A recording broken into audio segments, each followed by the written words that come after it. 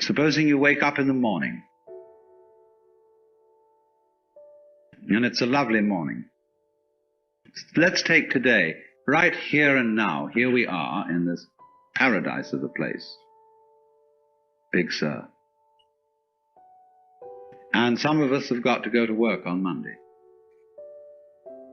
Is that a problem? For many people it is. It spoils the taste of what's going on now.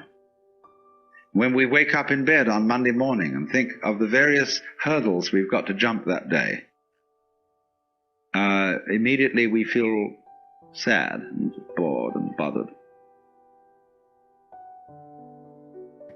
Whereas actually we're just lying in bed.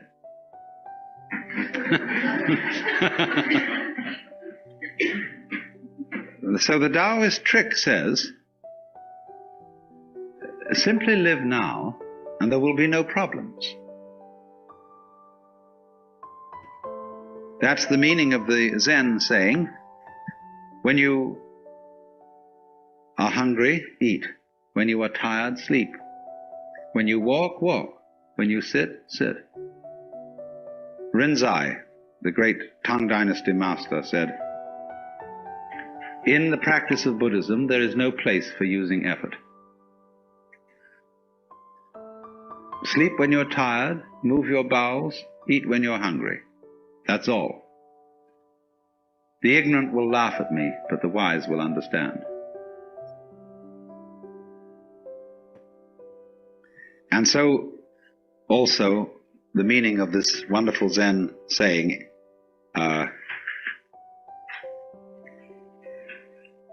day, that's the character for the sun, day, that is, good day. Every day is a good day. On condition, you see, that they come one after another and yet there's only this one. You don't link them. Things just do what they do. The flower goes poof, and people go this way, go that way, and so on, and that's what's happening. It has no meaning, it has no destination, it has no value, it's just like that. And when you see that, you see it's a great relief. That's all it is.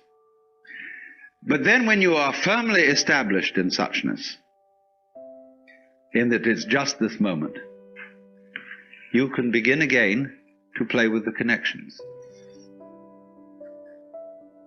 Only you've seen through them. But now you see they don't haunt you, because you know that there isn't any continuous you running on from moment to moment, who originated at some time in the past and will die at some time in the future. All that's disappeared. So you can have enormous fun anticipating the future, remembering the past, and playing all kinds of continuities. This is the meaning of that famous Zen saying about mountains are mountains. To the naive man, mountains are mountains, waters are waters. To the intermediate student, mountains are no longer mountains, waters are no longer waters. In other words, they've all dissolved into the point instant, to the kshana. But for the fully perfected student, mountains are again mountains and waters are again waters.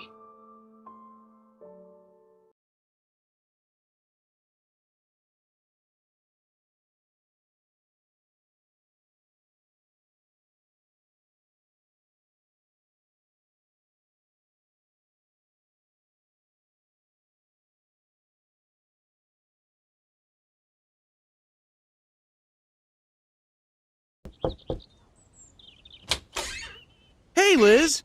Hey, John. You ready for the movie? Yeah, I've been looking forward to the movies all week. One second. I just need a couple of minutes to get some stuff sorted out inside with the animals before I leave.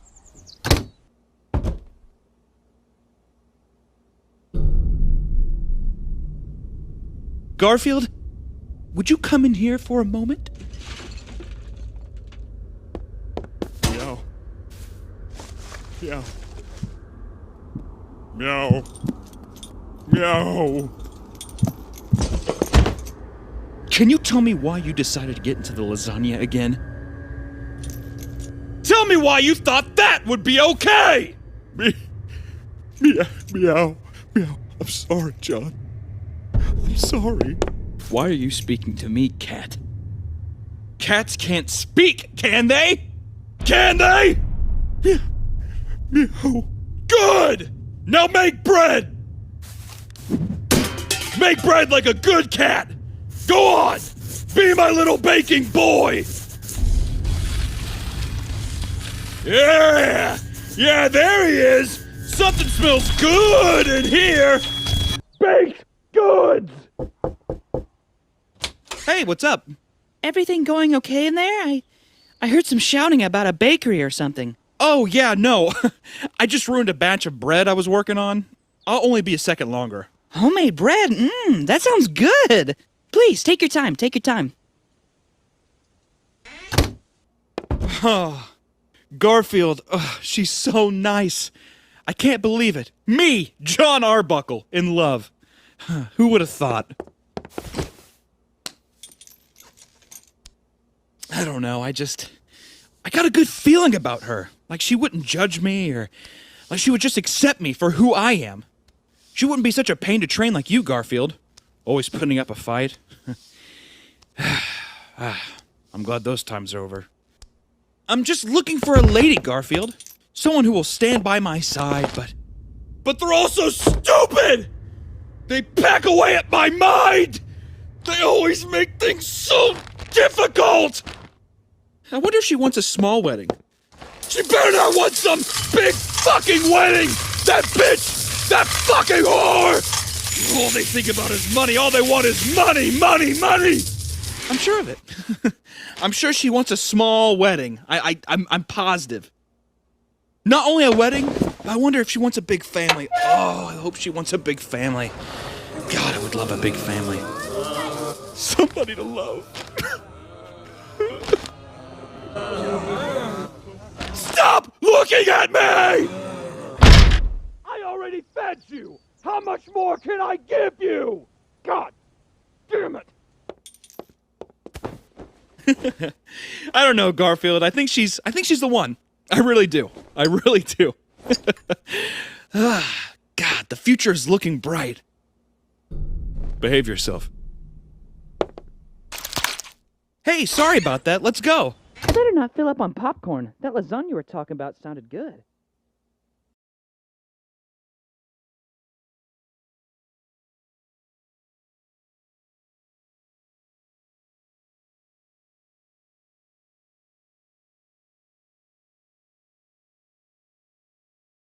It has been well said that Buddhism is Hinduism stripped for export. You see, Hinduism is a way of life that goes far, far beyond what we in the West call religion. It involves cookery, everyday family life, house building, just everything. It's the whole Hindu way of life. And so you can't export it, just as you can't export Shinto from Japan. It belongs to the soil and the culture. But there are essential elements in it that can be transmitted outside the culture of India. And Buddhism was one of the ways of doing just that. So one might say simply this, to try and sum up what Buddhism is about. The word Buddha is derived from the root Bud in Sanskrit, B-U-D-H, which means to be awake.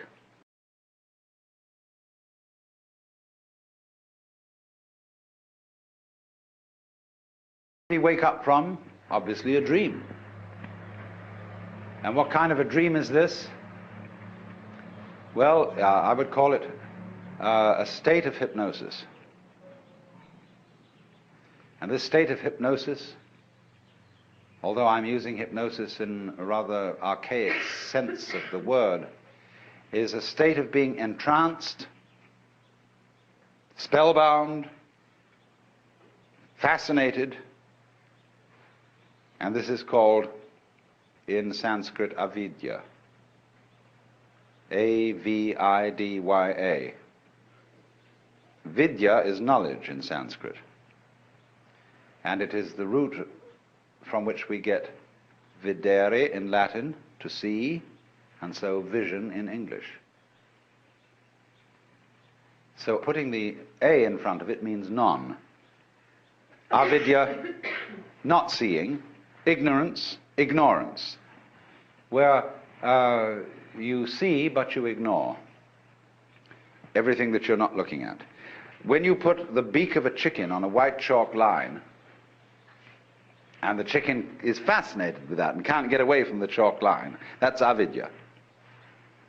So in the same way, our beaks were put on a chalk line when we were hypnotized into the notion of attending to life by conscious attention alone, by the spotlight to the exclusion of the floodlight.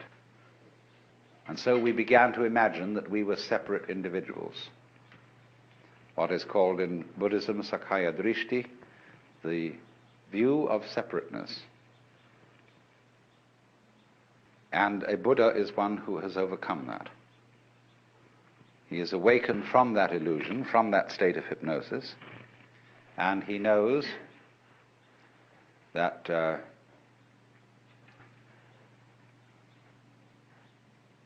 well, I can't put what he knows in any positive terms. This is the special thing about Buddhism. Everything in Buddhism sounds negative. Let's put it this way. Let's suppose you engage yourself in a relationship with the Buddha, or with one. I mean, there are hundreds of Buddhas. The one we call Gautama is just the historical Buddha that everybody knows about. But one Buddha leads to another, because as a result of his relationships with people, he turns them into Buddhas too, awakened people.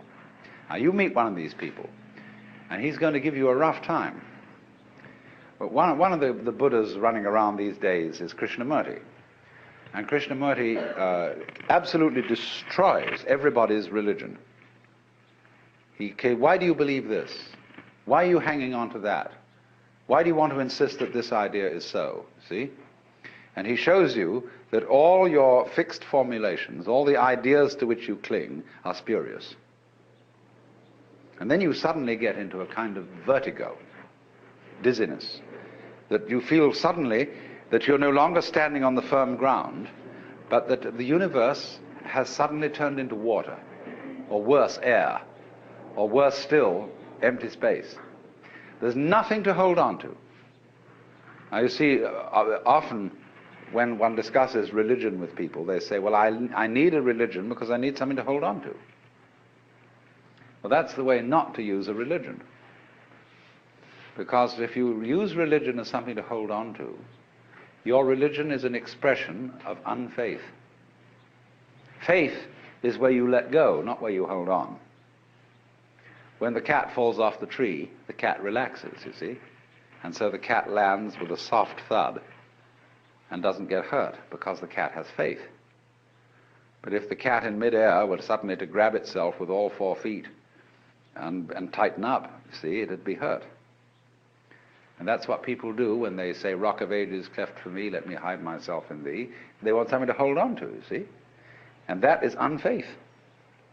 So the method of Buddhism, it's called the Dharma, doesn't mean the law, it means the method. The method is to knock the stuffing out of you, to take away everything to which you cling, to cleanse you completely of all beliefs, all ideas, all concepts of what life is about, so that you are completely let go. So Buddhism has no doctrines at all that you have to believe in. I don't care what background you come from, whether you're a Roman Catholic or at one extreme or a logical positivist at the other. Both are clinging to something, you see? And so the method of Buddhism is to knock out the underpinnings and say, well, not only do we not believe in anything, we don't even believe in not believing in anything. You know, you crawl into a hole and pull the hole in after you. But in this case, you do the exact opposite of that. That's a defensive move, to crawl into a hole. In this way, you crawl into great space and then pull the space out after you. And to go through this is pretty rough, because you can do it on what seems at first to be a merely intellectual level.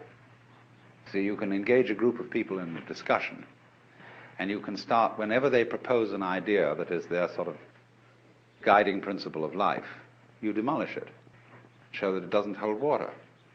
And step by step you unearth, by talking with them, what are the fundamental ideas they're operating on. Everybody is. Everybody is a philosopher. Everybody has metaphysics, although they may not know what it is, because they've never examined it. But by this method you bring it out, and you demolish it. And this suddenly, what seemed like a very nice intellectual discussion, turns into sheer murder. People get really anxious. They develop all the trembles and the symptoms of extreme anxiety. And so they finally say to the guru, the teacher, well, heaven's sakes, what do you believe in? He says, I'm not proposing anything. I didn't set anything up. Well, how do you navigate? How do you exist? This is what's the problem. Because you see, what we're moving from, as I suggested a moment ago, we're moving from a state of affairs where we're accustomed to navigation on land to a state of affairs where we're in the water. And this is very critical for today, because the impact of modern science on Western culture has been very similar to this.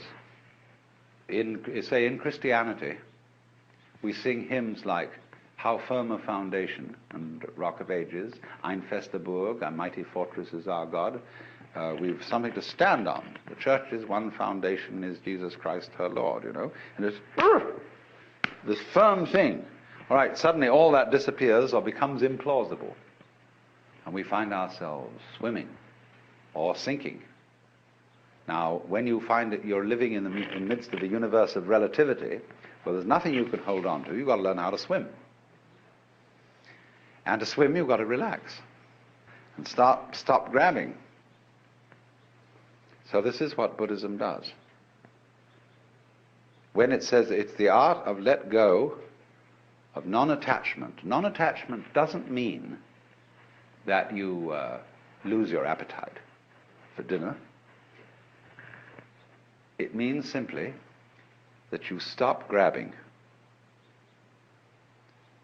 You get rid of stickiness. Stickiness in the sense of, for example, when a wheel has an axle that's too tight and it sticks. You want to loosen it up a bit. You don't want it too loose. You don't want it floppy. Like a lot of people, when you tell them to relax, they become like a limp rag. It's not relaxing. Relaxing is having still tone. But it's a middle way. So this is entirely what Buddhism is about.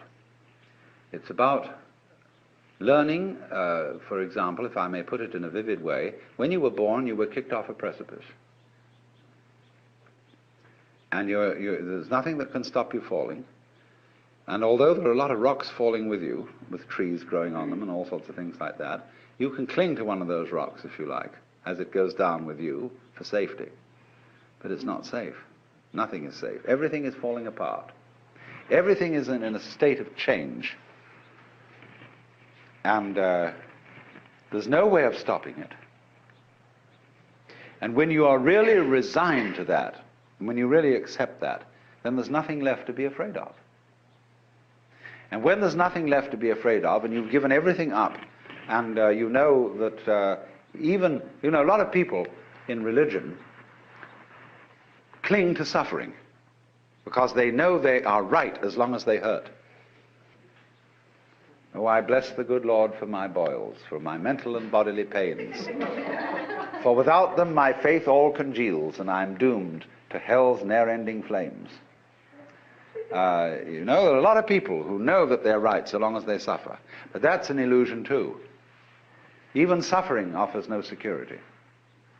Even suicide offers no security in Buddhism, you see. There is no security at all. You simply have to face this fact that everything is in flux and go with it. And so the question then is simply how to convince people of this, if anybody wants to be convinced. You know, it's not the sort of thing you shove down people's throats. You don't convert them to this, because if they don't want to be converted, they won't let go. So Buddhism therefore involves a very special relationship between the questioner and the person to whom the question is addressed, the pupil and the teacher.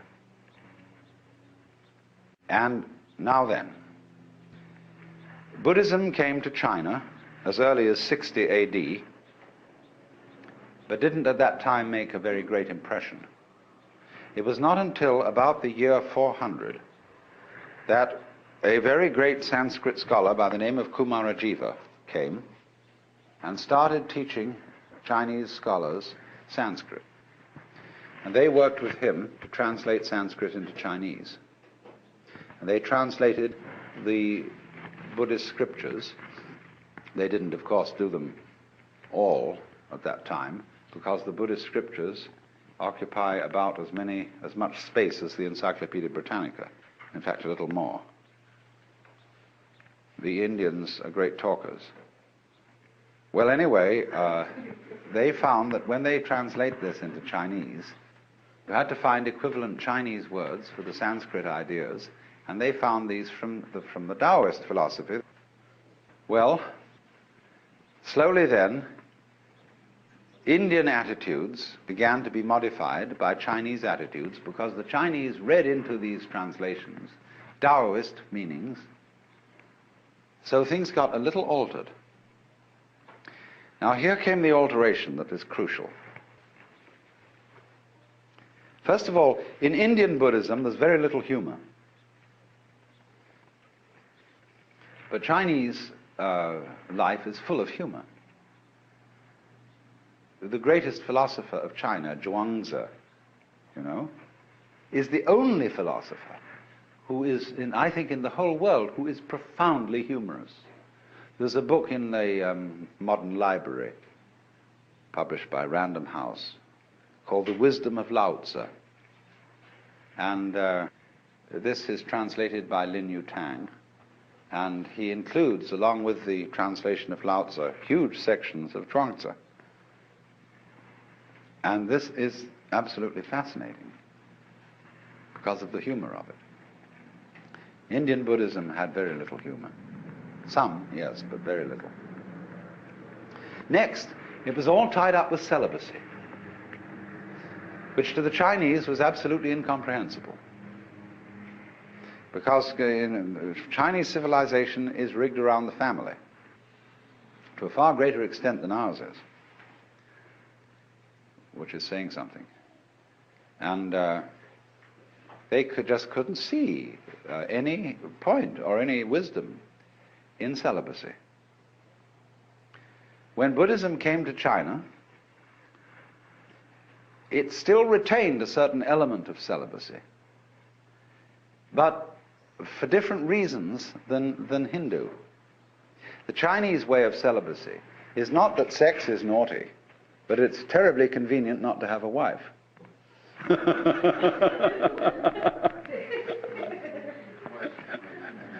In other words, the ideal of the uninvolved life has a certain appeal, but they could never get through into their heads the notion that sexual desire was bad, which has always played a fairly strong role in Hindu thinking.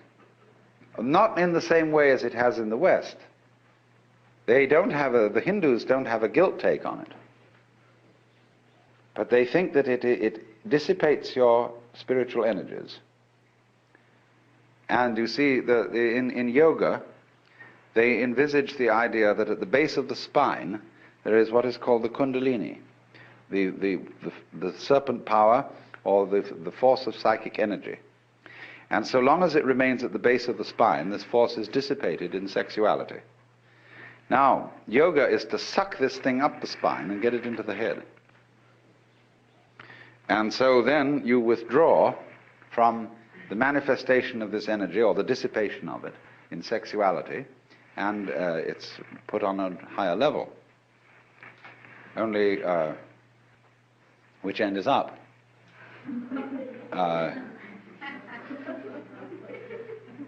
You can do it the other way too. They have what's called the right-hand way of doing it and the left-hand way of doing it. I'm not going to go into that now.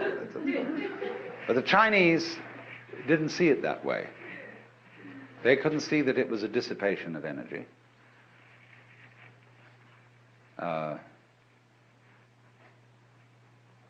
So what they wanted to aim at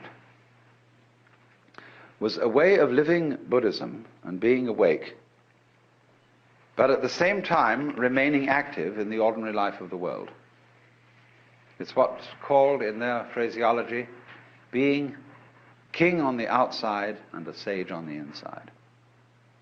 Managing practical affairs, completely involved in whatever life is, but at the same time inwardly living on top of a mountain, being cloud-hidden, whereabouts unknown. So Chinese Zen is the preeminent expression of this, because it is the mixture of Indian Buddhism and Chinese Taoism plus a certain Confucian practicality. Zen developed out of the work of Kumarajiva, came into China, as I said, 400 or a little before. He had two disciples who began to work on Buddhism from a Taoist point of view, and they were actually the originators of Zen. Then apparently about shortly before 500, as the dates now check out, another Indian came to China whose name was Bodhidharma.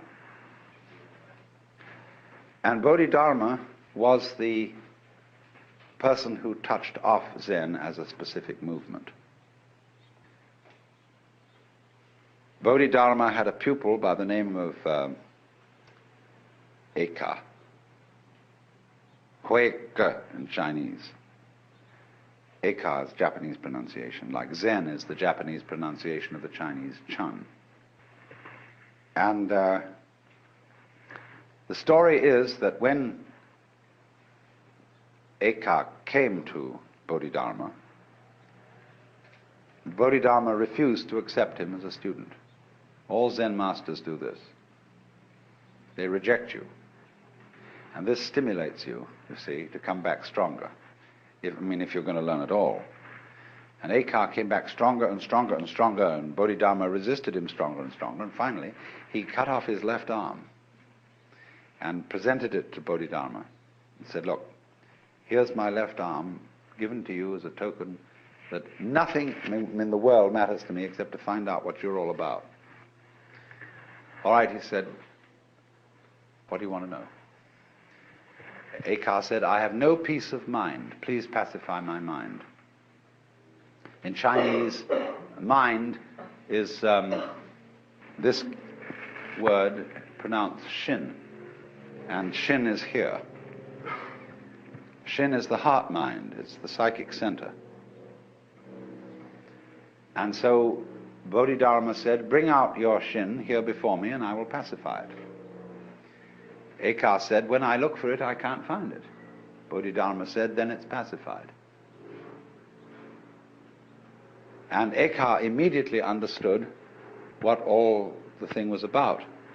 That's the experience called Satori in Japanese, Wu in Chinese, Mandarin, and in the Cantonese dialect,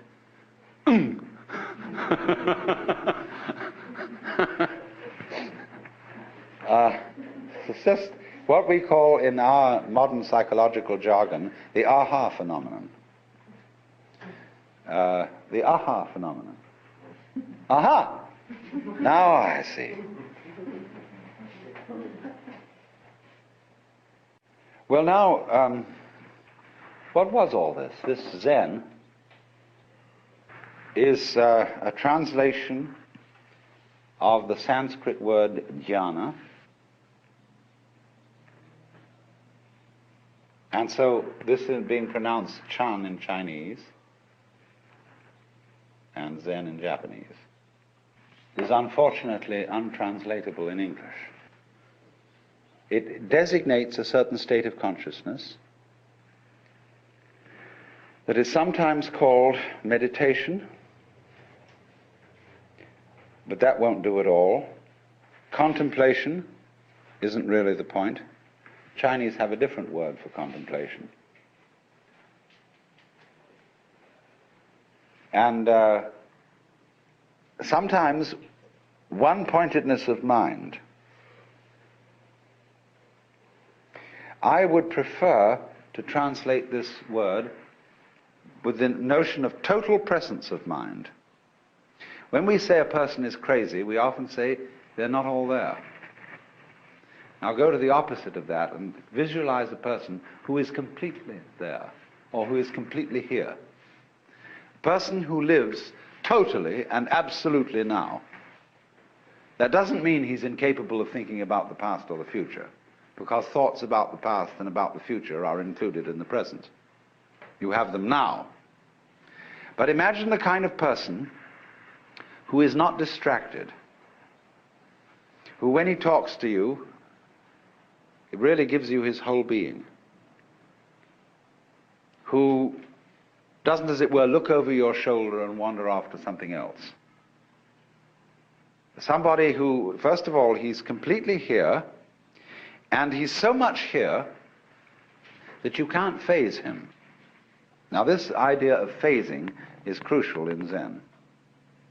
You see, I referred a moment ago to attachment, that Buddhism is living free from attachments. And I made the point that this is not abandoning a sense of a good appetite for dinner, but it's stopping sticking. In psychological jargon, you don't block. A mind of no hesitation, it's sometimes called. In Chinese, the phrase mo zhi chu is used, of going straight ahead. So supposing somebody walks up to you on the street and says, "Are you saved?" Now, most of us who are intelligent people feel embarrassed by such a question. You know, what's this wretched Salvation Army person or Jehovah's Witness doing asking me whether I'm saved or not? And we're all a little bit, you know, what do you do with a nut like that? So, but as in Zen, this is a perfect moment to respond, see, to the most embarrassing question, are you saved? But Zen comes back in a very funny way. In Zen, one doesn't give philosophical answers to a question like that. You give practical answers. I had a boiled egg this morning.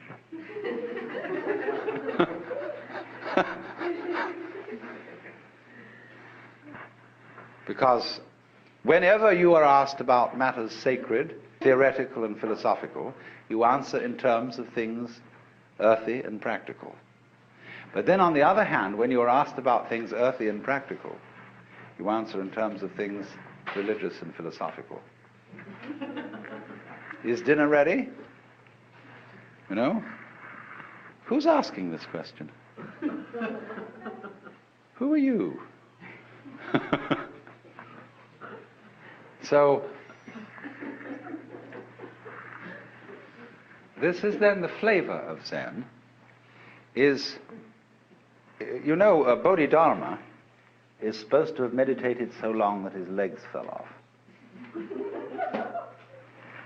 And he's usually drawn this way, something like this anyway.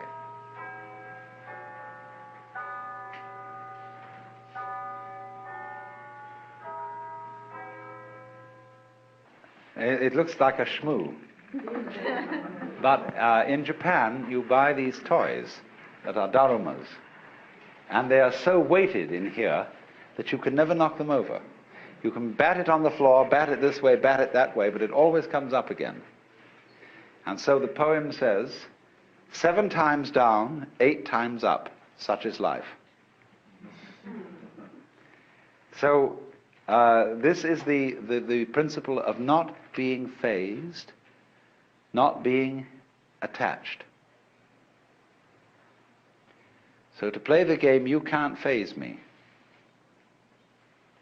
Now, this is very important in the art of lifemanship, fundamental gamesmanship. Because you see, when the Zen monks moved into Kyoto, they took over the best part of town. Simply fantastic how this happened. The beautiful hills were occupied by the brigands, who later became the Japanese nobility. The great daimyos, these were the toughest characters. And the Zen monks played a game with them, which was that, you know, you possess all these lands and you're powerful and so on, but so what? It's all falling apart. Then what will you do? Well, they said, that's too bad, we don't know. And the Zen monks said, oh, you haven't got the hang of the thing, you see. So they found that they couldn't terrify Zen monks. That they played all sorts of tricks, but the Zen monks were better masters at it. See, supposing you say to somebody, look, I'm not afraid of you. You can do anything you like. You can kill me or anything at all. Well, if I go and kill the fellow who says this, I'll never find out whether he was afraid or not.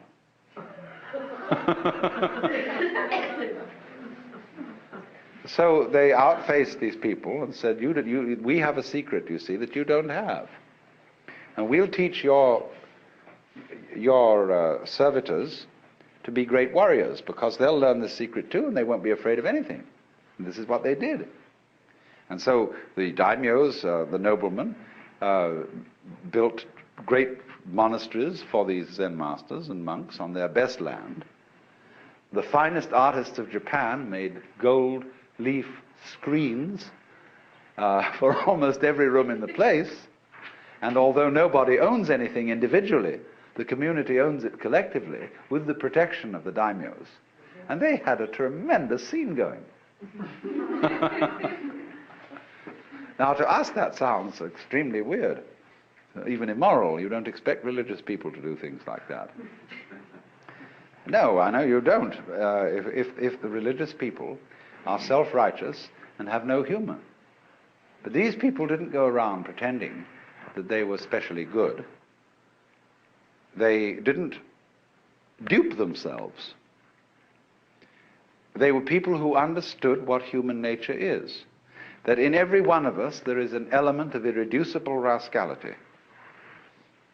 In Jewish theology, this is called the Yetzer Hara. Y-E-Z-E-R-H-A-R-A.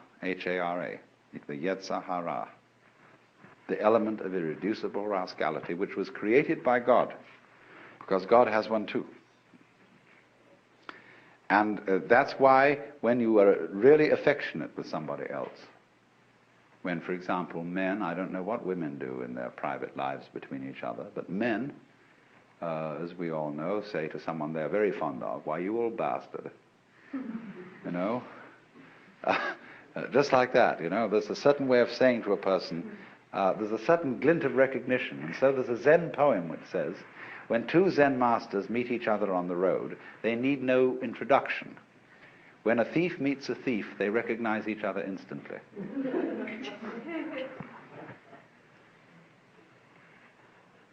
And this goes back, you see, again into the heart of Chinese philosophy. That human nature is considered to be basically good. And even the rascally elements of it are good. They are the sort of salt in the human stew. There has to be this little thing that human passions and that the natural contentiousness and greed or whatever that we have is an essential element in our makeup. And that when people lose sight of that, they go mad. Nothing, for example, is more dangerous than a saint. That is to say, an unconscious saint who thinks that he is right and who endeavors to live an absolutely pure life and to eliminate all selfish thoughts. Somebody who undertakes that task is going to be a menace to all around, because he loses his humor. He loses his real humility, which is knowing that after all, since we're humans, we have certain needs. We need to eat, we need sex, we need this, that, and the other. And this sort of has a quality of humor to it. And so this is why in Zen art, the sages are always drawn to look a little bit like bums. You know that Putai, or Hote as he's called, what's called the laughing Buddha, the fat Buddha with an immense belly, and carrying around an enormous bag of rubbish, into which he indiscriminately puts anything he finds around and then gives it away to children. This is the sort of type which the Chinese call the old rogue. And the old rogue, as a type of the poet, sage, monk, and scholar, you see, is greatly admired. He's the non-violent brigand, the rolling stone, the free man, or in our words, the joker. The joker, you see, is the card that can play any role in the pack.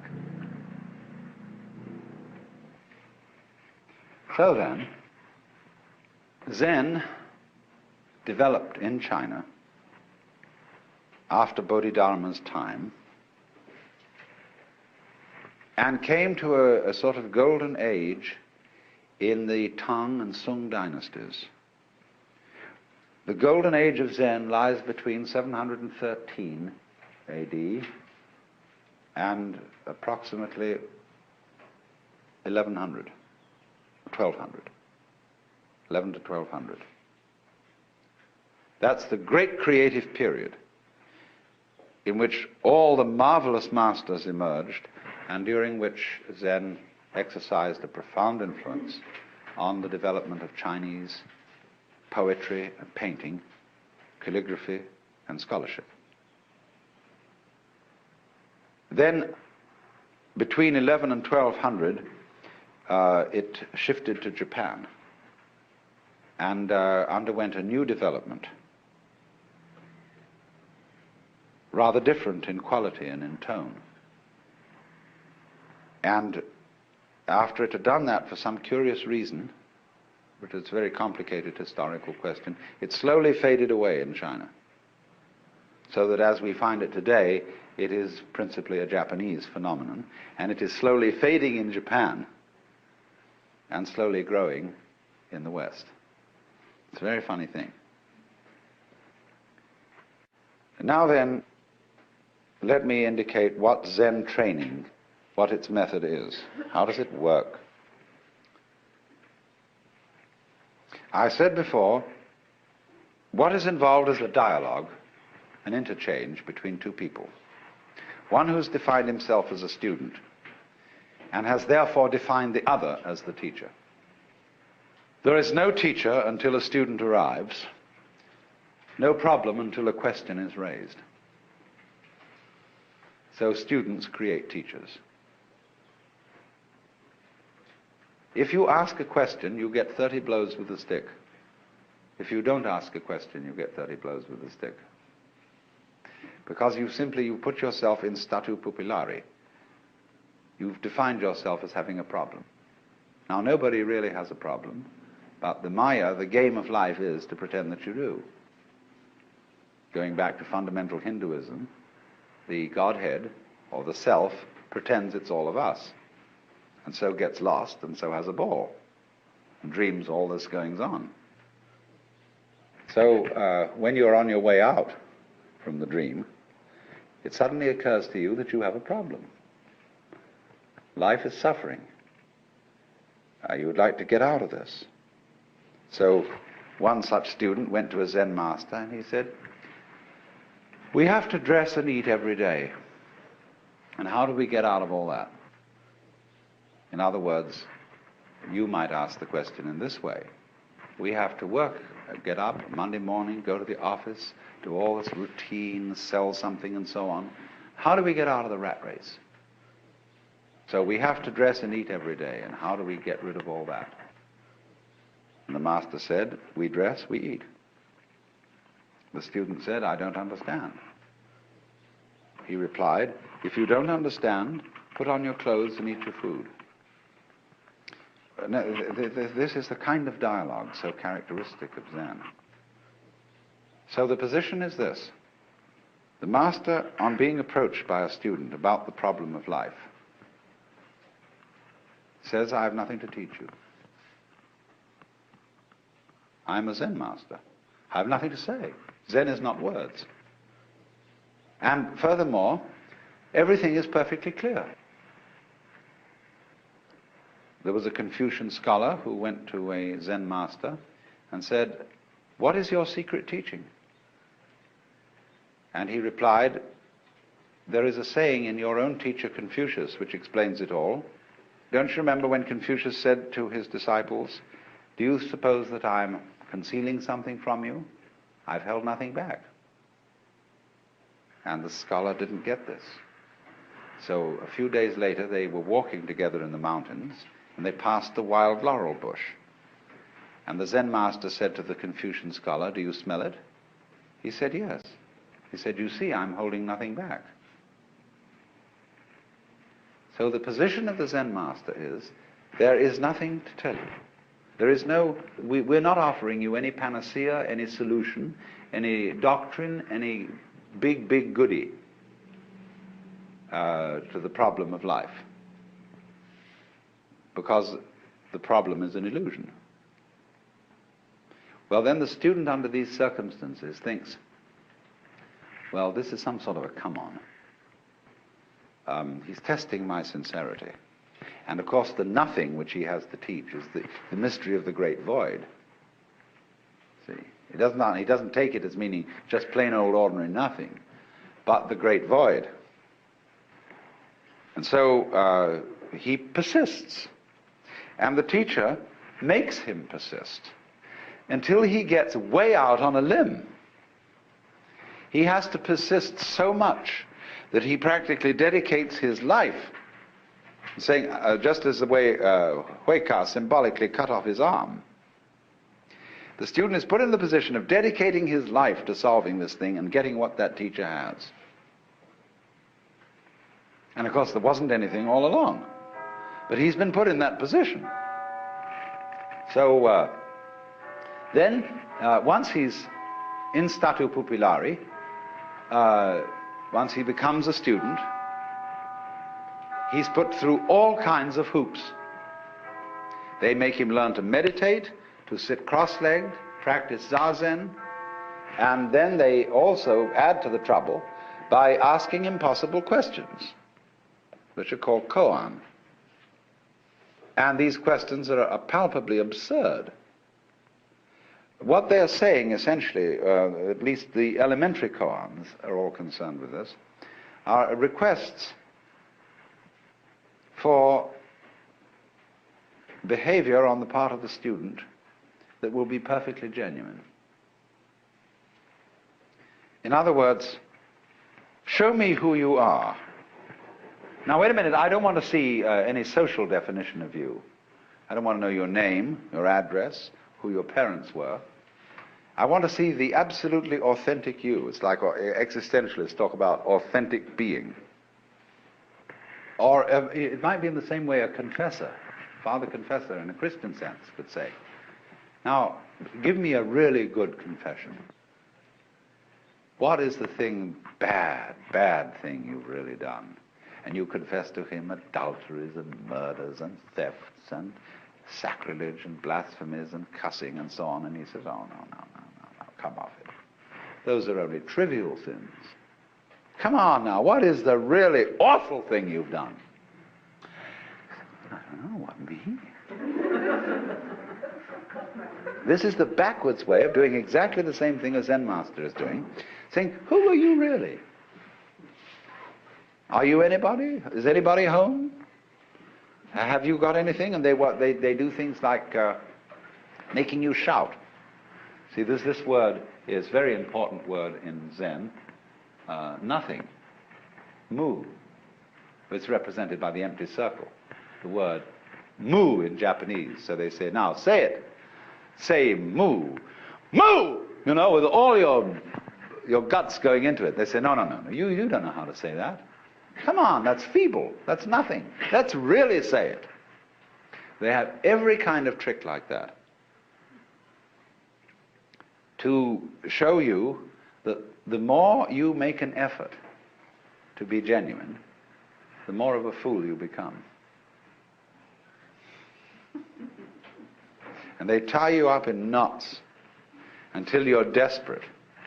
There was an American Zen student who was on a Fulbright, and I gave him a year to study Zen.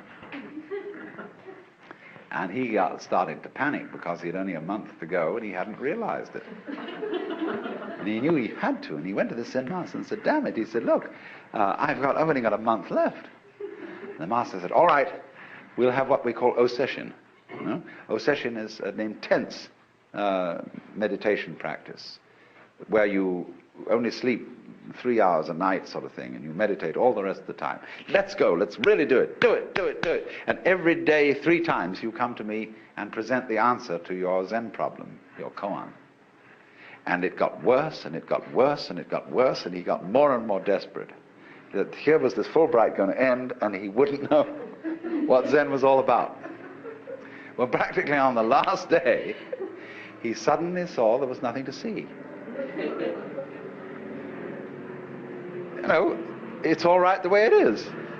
And this tremendous illumination, this load off his head, was of course what the master was trying to make him do. But now in the ordinary way, if you're not on a Fulbright, and you can stay around further in Japan, the master will then play a trick on you. You'll say, oh, now that's wonderful. You got your foot in at the gate. You realize there's nothing to realize. You realize the void. There's nothing to cling to, you see. There are no barriers, no blocks in any direction. It's all transparent. But that is just the beginning. And it's all a necessity now for you to discipline yourself much harder, to make great efforts, really to get through. So, what are you going to do about that? The student may say, well, I don't know. I've had enough. I think I've realized what it's all about. And he goes away. Sometime later, he begins to worry. Because, you see, the great emotional relief of this insight begins to wear off. And life begins to look ordinary again. And so he thought, maybe I did miss something. And that was a very good master I went to. And I better go back. So back he goes. And the teacher comes on very, very tough and says, you're no good. You didn't stick with it. Why should I take you back? Oh, master, I'm so sorry. I didn't realize I was young and inexperienced, and now I've come to my senses. So the teacher finally says, all right, you're on probation. So again, he starts another koan. And this one comes in from a completely different point of view. And he's got others that come from this way, and from this way, and from this way, and from this way. And the point is always, so long as I can beguile you as a teacher into thinking there's something you can get, you need to study with me. When I can no longer fool you into thinking that there's something to get out of life, you'll know that you're life. You don't get something out of it, you're it. But so long as you can be phased and you can be taken in by the teacher, you need a teacher. But so in the end, when the student no longer needs a teacher, and he sees that this old boy has fooled him the whole way through, he says at the same time, profound respect, and you wonderful rascal.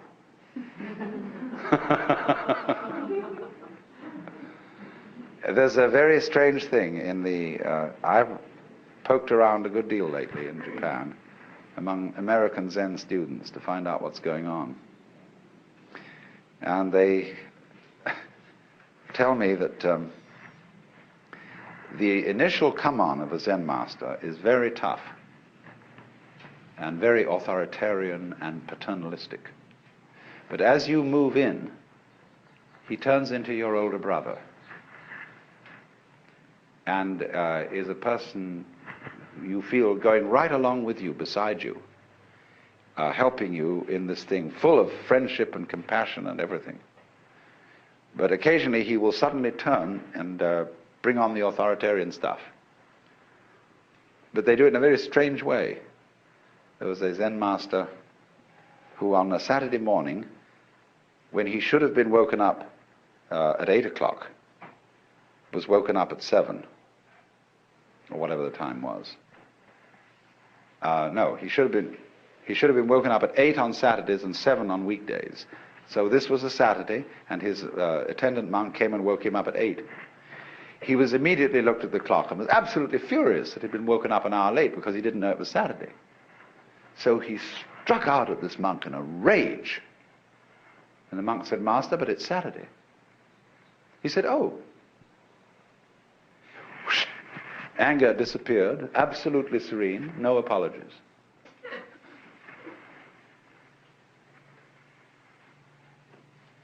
So you see the nature of this game. It is the Zen game. And I seem to have given away the show to you. I've told you all the inside mechanics of it. But you would discover that if you tangle with a Zen master and you think you know from what I had told you what are the mechanics of it, and you stuck your neck out to put yourself in the position of being an inquirer, everything I had told you would be useless. He would outwit you completely. That's what consists in being a master. He's not doing it because he wants to be superior and to put down other human beings. He's doing it out of great compassion because he feels he knows something which, if you could find out, you would just be so happy and would want to give it to everybody else. But you can't give it away because everybody's got it. What you've got to make them do is to see that they have it and that you don't give it to them. And that's the most difficult task. Difficult task. Difficult task. Difficult task.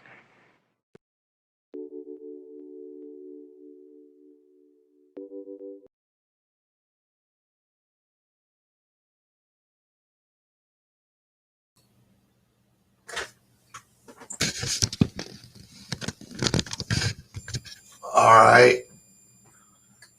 Little time with Monkey there. I hope you enjoyed what you caught there, Ariel. I know Alman was here for a little while and then ditched on us.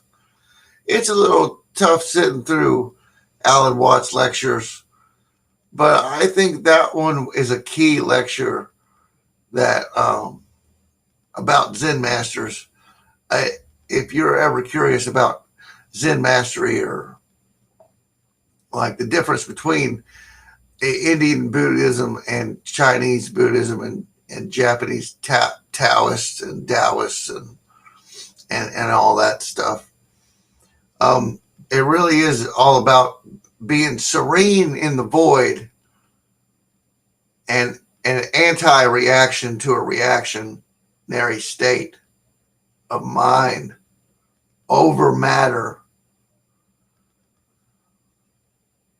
So if you can take yourself from an agitated state and calm yourself down, or you can feed that agitated state into a whirlwind of emotion, then